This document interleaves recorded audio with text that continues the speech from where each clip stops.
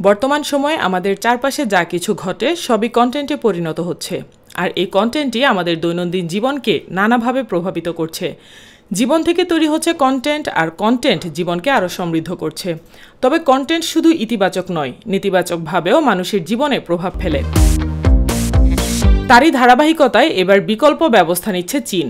সমাজে শত্রুতা, সহিংসতা বা হতাশাবাদ ছড়ায় এমন অনলাইন কন্টেন্ট নিয়ন্ত্রণে নতুন পদক্ষেপ নিয়েছে চীন।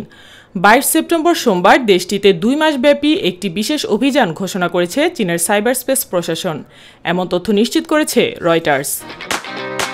এই উদ্যোগের আওতায় সামাজিক যোগাযোগ মাধ্যমে ট্রেন্ডিং বিষয়, মন্তব্য বিভাগ এবং কন্টেন্ট সুপারিশ কঠোরভাবে পর্যবেক্ষণ করা হবে। নেতিবাচকতা উস্কে দেয়, অর্থনীতিকে নিয়ে অতিরঞ্জিত হতাশাবাদ ছড়ায় কিংবা ভক্তদের সংঘর্ষে উস্কে দেয় এমন সব কন্টেন্টকে সমস্যাজনক হিসেবে চিহ্নিত করা হবে।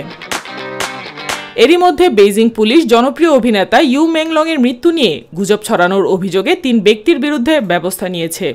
পুলিশ জানিয়েছে, ইউ মদ্যপানের পর মারা গেছেন, কিন্তু অভিযুক্তরা মনোযোগ আকর্ষণের জন্য ভুয়া ভিডিও বানিয়ে প্রচার করেছিল, যা জনশৃঙ্খলা ব্যাহত করেছে। চীন দীর্ঘদিন ধরেই অনলাইন কন্টেন্ট নিয়ন্ত্রণে কঠোর অবস্থান নিয়ে আসছে। সম্প্রতি কুয়াইশো, ওয়েবো ও রেড নোটের মতো জনপ্রিয় প্ল্যাটফর্মকে শাস্তিমূলক ব্যবস্থা নেওয়ার পর এ অভিযান শুরু হয়েছে। সাইমা আক্তার, নিরপেক্ষ।